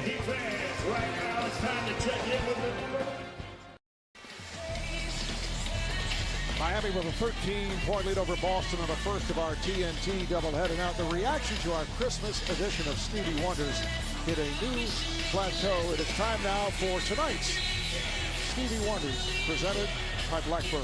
Well, Marv, LeBron James last year averaged better than 25 points, 7 rebounds, and 7 assists. So I was wondering, Czar, who else has accomplished that feat in the NBA? And we're not going to give you much time to think about it. We're just going to get right to it. Oscar Robertson, the big O, did it 6 times. LeBron could tie that record this year. Havlicek, Bird, Michael Jordan. Not a bad list. Incidentally, Marv, are you enjoying your BlackBerry? They sent a batch of them for the entire crew. I'm told almost the entire. Well, most of them. Yeah. I didn't get one. No, I didn't. That's too bad. What plateau was that it hit, Marv? Very high level. Here's Wade. Rebounded by Rondo.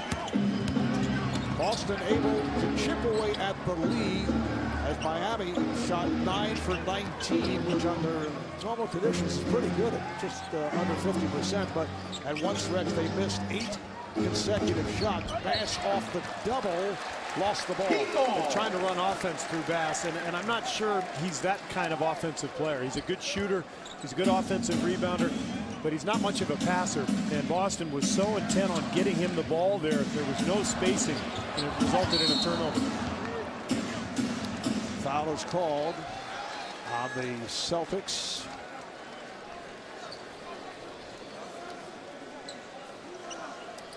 That's 13 fouls on O'Neal, number 4. Right here, let's send it to Ernie Johnson in our Atlanta studios. Ernie. All right, thank you, Marv. Just trying to keep you up to speed on other action around the league tonight. And one of the new faces for the Portland Trailblazers is Jamal Crawford, who will miss but then stick with it and stick it back. Early Portland lead over Sacramento, both of those teams having won their openers. Later tonight, Kobe Bryant and the Lakers trying to avoid an 0-3 start. Last time they did that, it was 1978. They'll be hosting the Utah Jazz at 10:50 Eastern. Back to you. All right, thank you, Ernie. A beautiful move again by the rookie Norris Cole for Miami. Rondo for 3. 98-85. Miami with the lead throughout, shooting close to 70% for much of the night. And now Kevin Garnett and Ray Allen will check back for Boston. They're going all out. I mean, they're hanging in there. They're not quite within range, but you know, I just feel like Doc is in such a tough spot, as so many coaches will be this year with this schedule, knowing they're going to arrive in New Orleans in the middle of the night and play tomorrow night. There's Cole for 3. Last touch by Battier of Miami. Cole now with 12 points, 4 rebounds, 4 assists in 21 minutes. And he showed us a little teardrop shot coming down the lane. I've seen him do that in the exhibition games as well, where he makes that shot. He gets inside that dotted line area and floats it up high over the rim. Nice pass from Garnett. Oh, the block by Wade, turning back, dueling. Garnett off the recovery. Oh, man, that was unreal. Lead 187. Nice move by Wade, able to penetrate. I think that's the best way to attack a zone. If you've got a guy with great speed and quickness, get the ball up and just attack that crease and put the defense on its heels. And if you don't make the shot, you get an offensive rebound.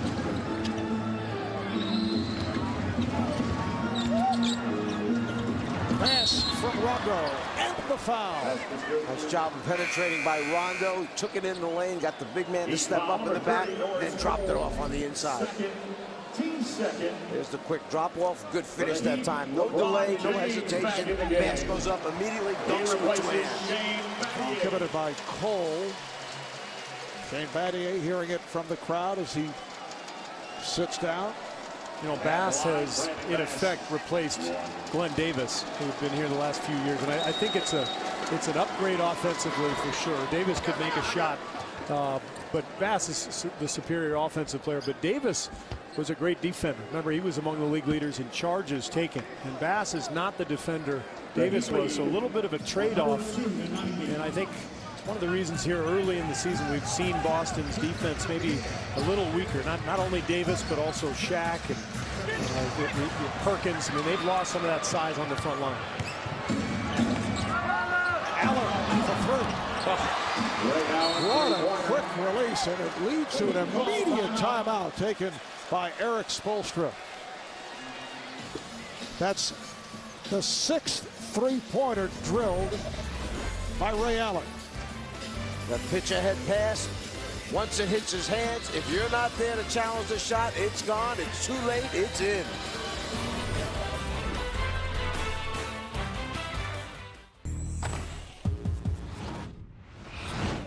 I want easy plays right now on the break. We are flying and make the fundamental play. They're ready to break. They're ready to break. I heard all 5 guys talking on that last possession. I can hear it. Erik Spoelstra talking about easy plays, and what he means there, they've had too many turnovers. Bosch on the inside the middle of that zone defense, but 20 turnovers, too many. He wants them to simplify it, and he liked the communication factor that he heard all 5 players talking on the floor. That's a good thing. Miami with a 104-93 lead on Boston. Garnett with the jump hook. Garnett 12 points.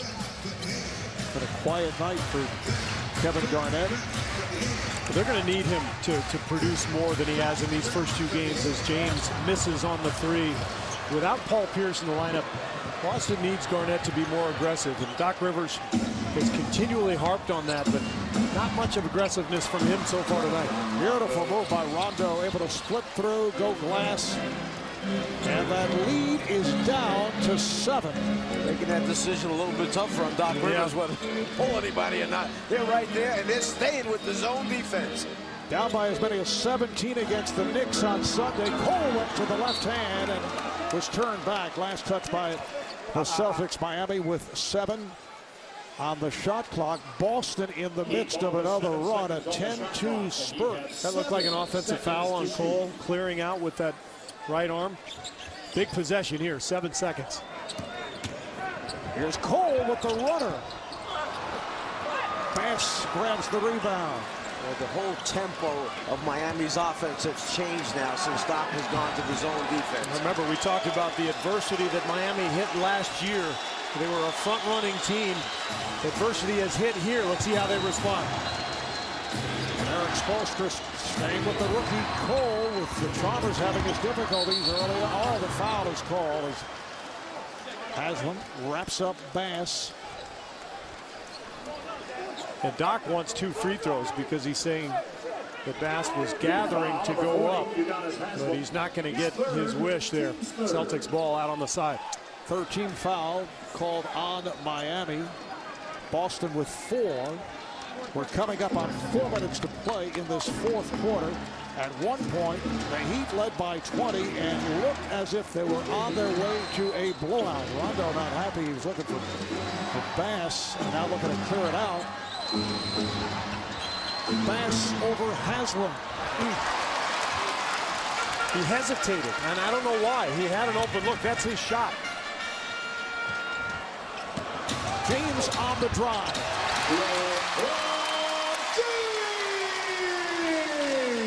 That's got to be Kevin Garnett's responsibility. He's the middle of that zone defense. He's got to get over there, square up, take the contact from James. Yeah, easier said than done. Allen running out, kept alive by Bass, battling his way and foul. You know, he's given Boston a look on the offensive glass that has been missing for years. In fact, the last couple of years, Boston has been, if not the worst, one of the worst offensive rebounding teams in the NBA. Last year, fewer than 8 offensive boards per game. But here's that last play where we talked about that hesitation from Bass, a huge shot that would have cut it to 5. Instead, James ends up with the lay, and it's back to 9. But now Bass with a couple of free throws. Foul on Wade, his first, and Bass 2 of 3 at the line. You mentioned the stat regarding offensive rebounds. That also, I would think, has a lot to do with the fact that the Celtics were a very good shooting team. Yeah, it's all tied together, and they really value transition defense. And I think the fact that Kevin Garnett generally plays around the foul line takes him away from the hoop. But Bass is not afraid to mix it up. We saw him get 5 offensive boards against the Knicks. And I love what he's brought to this team in terms of toughness around the basket. 3.5 left in the 4th. And The Celtics continue to hang around. Wade lost it, but it was last touched by the Celtics. Miami with 12 on the 24. Wade to the step back. Way off. Here comes Rondo. Moving on the rookie Cole. And pass. Cole for the charge. That is a tough call for Boston. Looked to me like Cole just jumped underneath the feet of Brandon Bass. You see the pass right there. He's definitely moving. He's moving to his left. It's a block all the way. And Doc Rivers has a right to be upset with that call. That's a horrible call. Miami with that 8-point lead. 3 minutes to play in the fourth. Cole with a big shot. He has 14 points. Boston calls for time.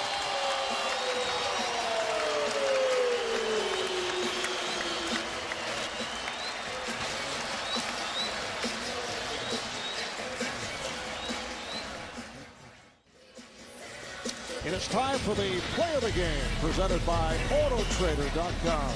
Talk about explosive fast breaks when you get the two best finishers in the league out in front. Wade could have taken it himself, but he knew LeBron was running with him, laid it up in front of the rim. And how about the rookie out of Cleveland State, first-round pick Norris Cole, who has remained on the floor down the stretch. You look at that, 15 for 17 from the free throw line tonight, 19 for 25 the other night, 0 3-point attempts. I love the approach. Just under 3 remaining in the fourth. Garnett with a series of moves, and they swing it out. Here's Dooley on the drive, gets it over to Garnett, won't count. Well, Dick Pavetta said offensive foul, and then Dan Crawford coming over. And apparently he is saying the basket counts and a foul. Well, he overruled Pavetta based on the positioning outside the arc. Although it looked like he had position outside the arc. The question is, was he moving? Either way, Danny Crawford came in and overruled the call of Dick Pavetta. Did he call it one on LeBron James? Well, this is the one earlier that Doc was so upset about. Cole just jumping in to Bass. That was the play of the game if you're a Boston fan, because that would have cut it down to about 5, I believe. And Steve, apparently the basket did not count, but it's a shooting foul, and Dooling able to knock down both free throws. It's an 8-point game with 2 minutes 40 seconds to play in the fourth. Mark, this zone defense for Boston in the first 3 quarters as Haslam shoots that baseline jumper.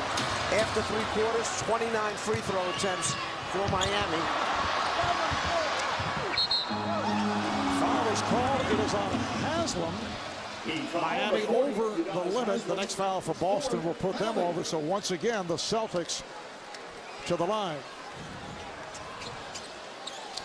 It is Dooling for 2 more, and right here, let's check in with Ernie Johnson back in our Atlanta studio. Yeah, Marv, the only team that has not played now is the Utah Jazz, and they are just now underway against Mike Brown's Los Angeles Lakers at Staples Center. We will take you there as soon as you guys are done in Miami. As you can see, it is scoreless in the very early stages.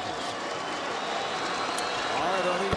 Keon Dooling now 4 for 4 from the line, and he has 15 points in all. It's a 6-point Miami lead. They've led by as many as 20, shooting nearly 70% for a good portion of the game. How things have turned. Here's Cole, rebounded by Allen. Celtics very much alive. Dooling fires for 3. Keon Dooling off the bench and has exploded in this fourth quarter.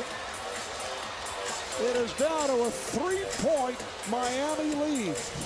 I was saying, after 3 quarters, 29 free throw attempts for Miami against the Celtic defense. But since they've gone zone, just 0 for 2 from the foul line. Doc loves it. They are right there with a chance to steal it.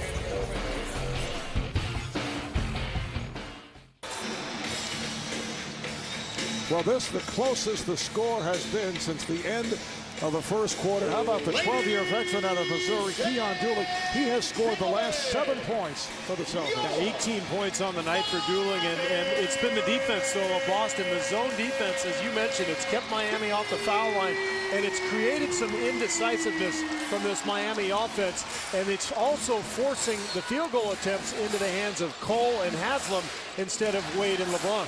Do they stay with the zone right now, or do they go man-to-man, Boston? Right back to the zone. 3-point Miami lead. Wade way off on the fadeaway. The lead pass intended for Dooley, broken up by Wade. Bad decision right there. A huge possession with just under 2 minutes to go. That's a gamble. If it's not a clear pass in that situation, back it out. Especially against this team. And he is not shy. Norris Cole rising to the moment again. 16 points for the rookie. 10 of the 16 have come here in the fourth quarter. And he is fearless. I mean, this is his second game in the NBA. He was playing for Cleveland State in the Horizon League last year. Here he is on the big stage, coming through.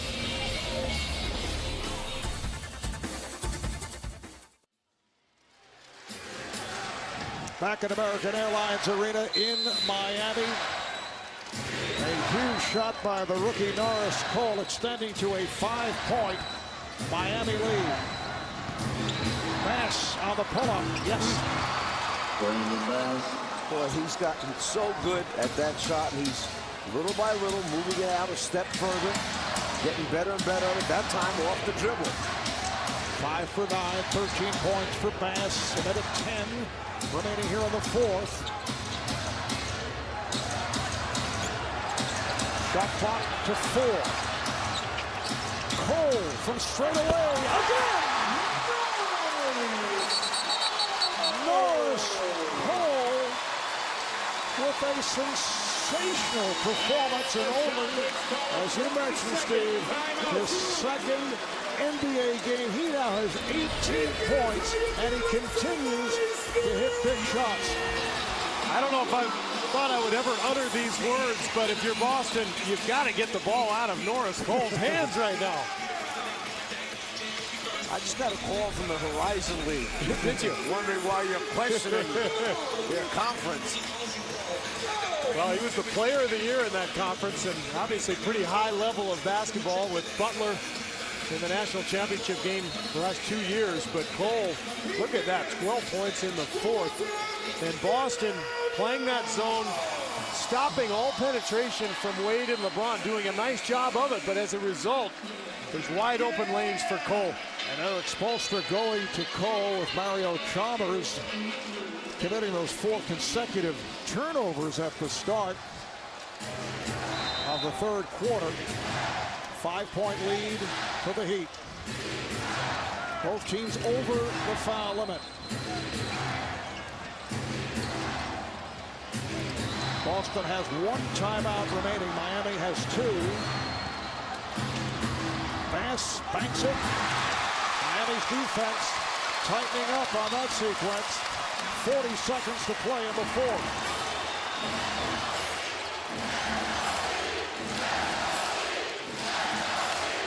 Wade putting moves on Dooley and shoots. Bosch with the rebound. And they pull it back. Foul is given by Dooley just to stop the clock.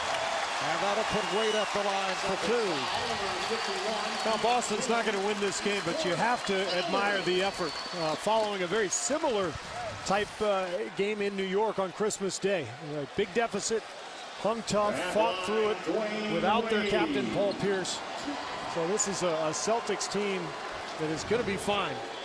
They just had a very difficult schedule to start the season off. At the Garden Christmas Day, they were down by as many as 17 to the Knicks. They turned it with a 22-2 run in the third quarter. They had a couple of runs here. Miami in the third quarter missed 8 consecutive shots. That allowed the Celtics to get back into it. Wade converts on 1 of 2, and now the Celtics use their final timeout. It's a 20-second timeout. Call a 20-second timeout. Miami with a 113-107 lead on Boston. 21 seconds remaining in the fourth.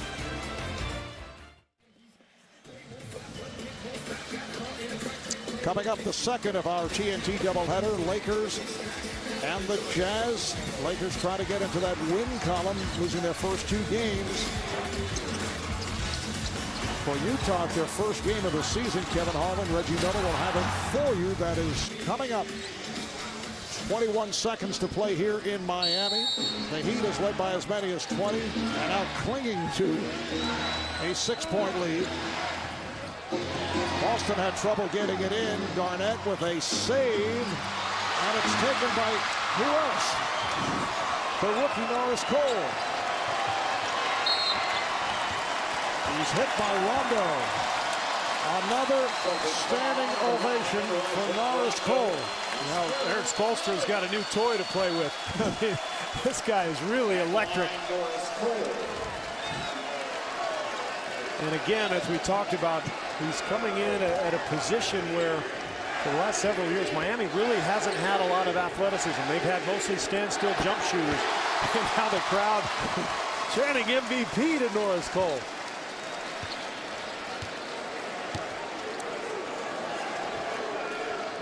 $19 points for Cole, 13 coming in the fourth quarter. Thanks to our producer, Scott Coccarella, director with RLO, statistician Paul Evans, as Miami will make it a record of 2-0. Boston 0-2. As you mentioned, a rough way to start the season against the Knicks of the Garden.